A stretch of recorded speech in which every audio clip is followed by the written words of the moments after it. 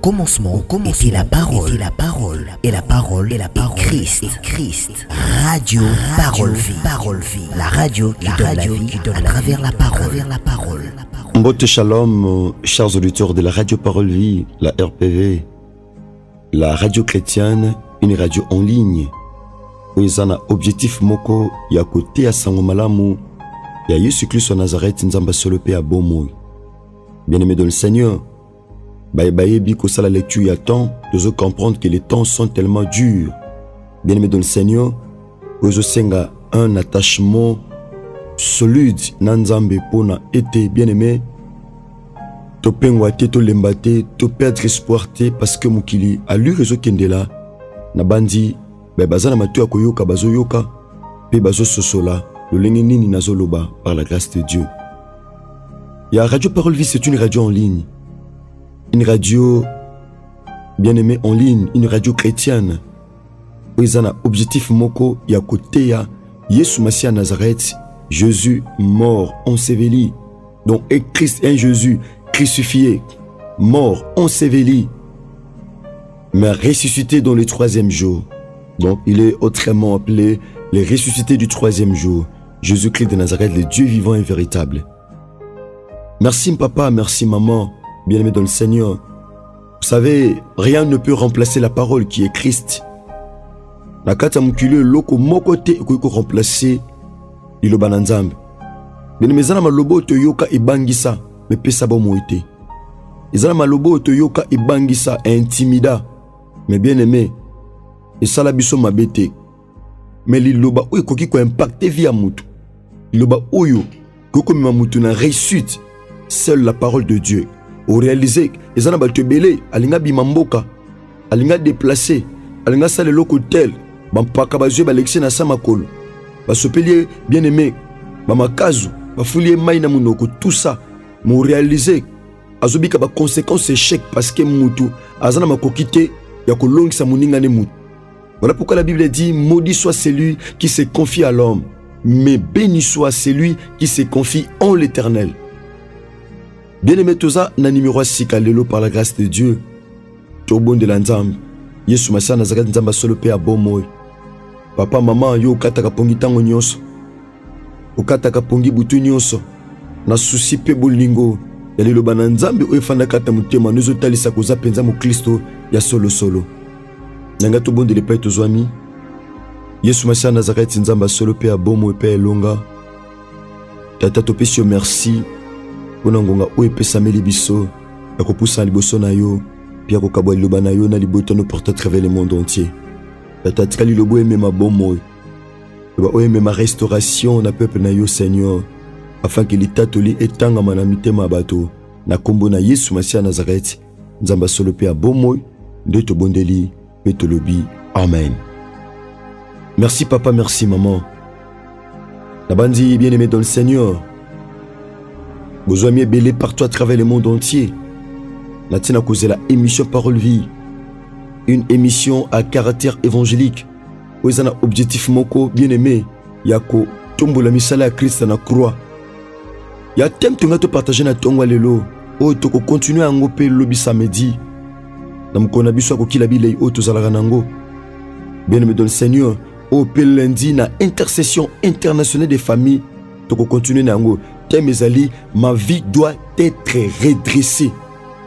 Ma vie doit être redressée. Bien-aimé, thème est présenté à biso et loko même ezana 4 autres lutoloba. Thème est tel sa biso pensée ya prédicateur. Pour prédicateur donc cette parole, c'est une parole de Dieu. Oracle. L'oracle, c'est la pensée de Dieu exprimée par un prophète, exprimée par un messager, exprimée par un envoyé de Dieu. Bien-aimé, c'est un oracle de l'Éternel. Ma vie doit être redressée. Donc la personne qui parle dans ce thème, c'est une personne qui a une vie courbée. On ne peut que redresser ce qui est courbé. Donc Mouta Zoloba, Alembi vie courbée. Alembi formement songol au viezois. Vie chrétienne courbée. Ba projet courbé. vie de prière courbé. Nyonso na vie na ye courbé.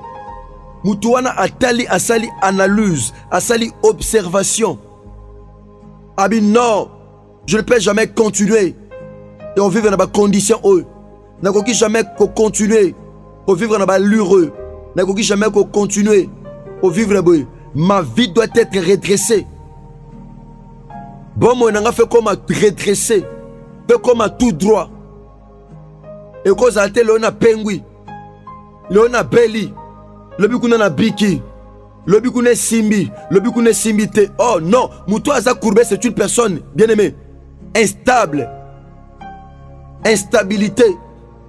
Donc Moutou Aza instable à comprendre que Vinaye, Eza Courbet, et Sengela Aza la redresser.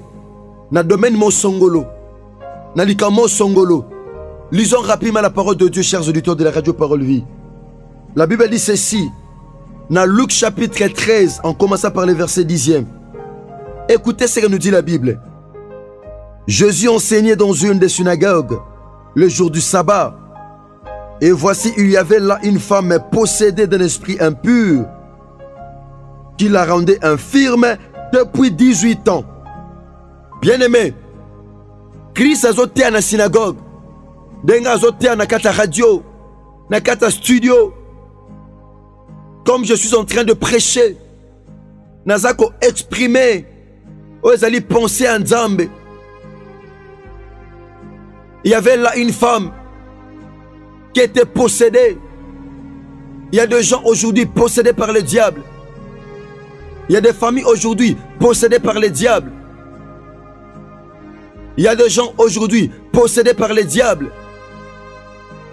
Bien-aimé, Nakata synagogue, lieu, il y a lecture, lieu d'adoration, lieu de prière, lieu, il y a lecture, il y a livre sacré.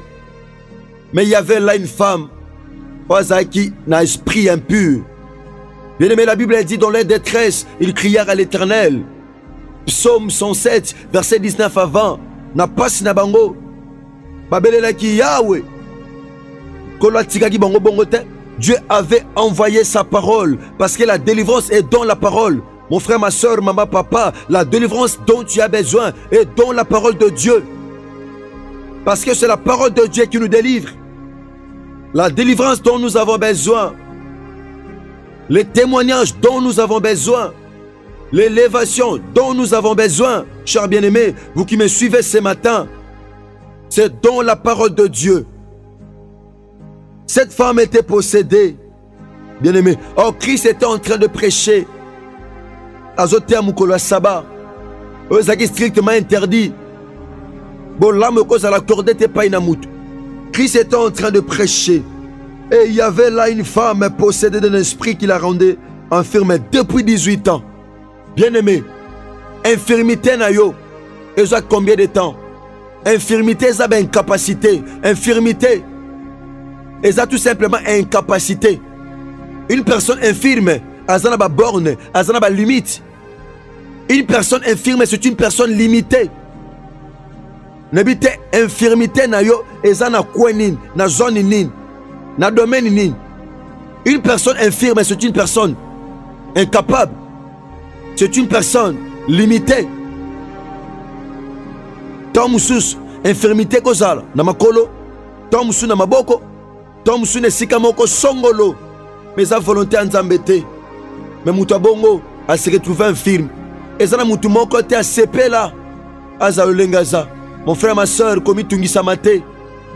Il y a un Dieu capable. Et ça Moutou Soko réaliser infirmité naye. Et ça spirituel. Azo Tambula. Azo Lia. Azo Mela. Parfois ça peut footballeur. Parfois ça peut sportif dans le domaine mon Songolo na sport. Mais dans son intérieur, à une infirmité. Maladie, c'est une infirmité. Pema, oh Pema. Mokongo, Passi, c'est une infirmité. Maladie, les autres tungiso, mon frère, ma soeur. Eux, ils ont meliso bakis. Tension, wana. Et ça, infirmité. Infirmité, ça, c'est physique. Infirmité, peut cause à la morale. On dit, Mansou, quelque chose dans la vie, c'est aussi une infirmité. Tu ne crois plus que Dieu peut faire quelque chose dans ta vie. C'est une infirmité. L'incrédulité est une infirmité. Manque de foi est une infirmité. Bien-aimé dans le Seigneur, il y avait un esprit. Comme ça, moi si haut infirme. Parce que derrière toutes les choses, il y a un esprit.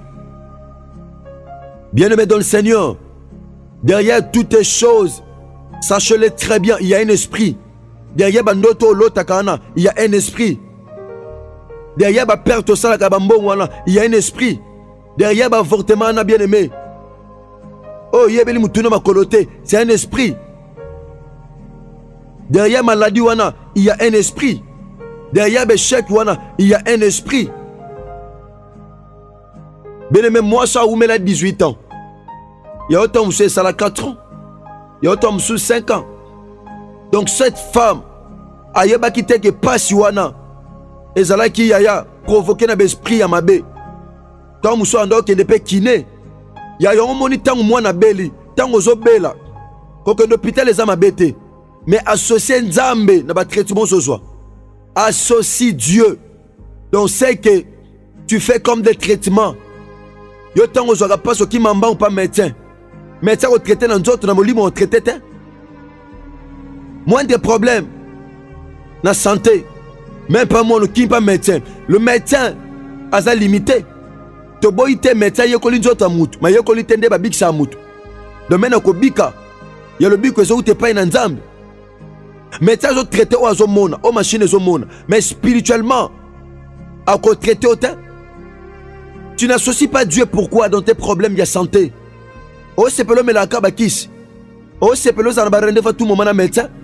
Moko bisanzamba tellement, Job a dit, je sais que mon Rédempteur est vivant, il se lèvera le dernier et il agira.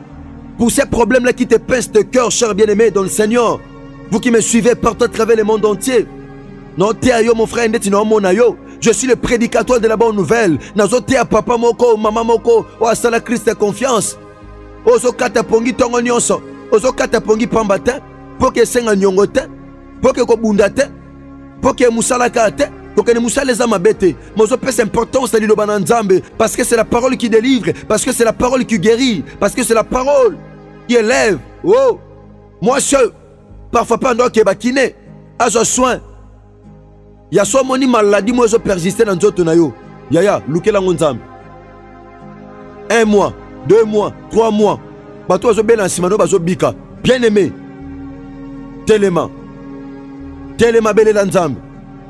Cette femme, bien-aimée, Azala qui n'a infirmité depuis 18 ans, elle était courbée. Pendant que je parle, les anabatos santé à courbée. Célibat, et là ta famille. Tiens, ça est comme courbé. Tiens, ça est sali 3 ans, 5 ans. Et comme quand il y a un fan, ma caliba le longwe. Wana na famille bagumba da mabal. Eh. Il y a la famille bagumba da libal. Vous avez une procédure à l'ibala, un processus. Vous avez avancer et je promettre. Vous réaliser. Le coup là, vous tamboulez penza malamouté par erreur. Yaya, moi ça je sais. Tu fais d'accord bon après. Ko bota, boto salamakam. Au moins après vous le mis satana gumba libala. Au bel ba mettre ba changer ka ba kiss santé gumbama. Yo musale simba ka ate, musale gumbama. Yo ba faire simba ka ate, ba faire gumbama. Yo voyage si bakate, voyage gumbama, on dépense mbongo trop pour na voyage wana mais rien ne va. Nazo déclaré na kombo ne sumasi à Nazareth. Nzamba solo pe a bomoy, nzamba elonga, nazo sa moto moko, moi si pe mobali, papa maman. Ozo landa biso partant à travers le monde entier. Ataba gumba yo 18 ans, ataba gumba yo 20 ans, ataba gumba yo 30 ans. Il y a un Dieu capable de te redresser en 1 minute. So batamuki ba inventer ba bombe. Neutraliser Moukili dans 30 minutes. Mais il y a un Dieu capable de réparer ta vie en 1 seconde. Oh non, en 1 tierce. Il y a un Dieu. Il y a un Dieu qui s'appelle Jésus-Christ de Nazareth, le Dieu vivant et véritable. Cette femme était courbée. Qu'est-ce qui est courbé dans ta vie, cher bien-aimé, mon frère, ma soeur? Ni les a courbés dans la vie. Ni les a courbés. Merci papa, merci maman. To komi pratiquement na souka émission na somo kola lelo. De konanga radio parole vie. kolanisa ma recommandation to pas na nzambe na bomoy Yesu Massa Nazareth to jeûnaka chaque samedi to continuer na thème o to ko tika la teboy ma vie doit être redressée vine ko tika la teboy courbée dans lobby to zana jeune zo banda déjà boutoir le vendredi boutoir zo kabula lelo vendredi na lobby samedi ne to banda jeune to continuer thème to chuter na lundi na internaf to pe na intercession internationale des familles bien aimé to sambela to kilabile to jeûner pambate mitumba makasi vraiment aux anango ils ont nécessité vraiment intervention en Nzambe. Merci bébé ça absolue confiance le but au kilabile trop c'est ce programme déjà na tongo makasi ndenge to procéder je pense que bandoko déjà besoin libako au kilabile inabiso oyebi déjà ndenge to evra kamukolo ango par la grâce de Dieu. Merci papa, merci maman. Là je dis un grand merci à mes frères bien-aimés. Ndeko nanga nata kifuta ozakina si ma caméra, le ngona ndeko Rais Kangi, nandeko Bogos Anderson. Yesu Massa Nazareth apambola bino. Nazongi na régie et longona ingénieur Gersan Pemba, ingénieur Gersan Pemba, Mayamona. Yesu Massa Nazareth nzamba solo pe abo Mayamona bino. Bongo na bosanité ndeko Chris Kundenga Enoch DG, ndeko Chris Kundenga ndeko Trésor Ntingi. Yesu Massa Nazareth apambola bino. Opo simba mina lo sambo oyo. Oko mela biso na plus 243 89 75 70 917. Merci, que Dieu vous bénisse. Au commencement était la parole, et la parole est Christ. Radio Parole Vie. La radio qui donne la vie à travers la parole.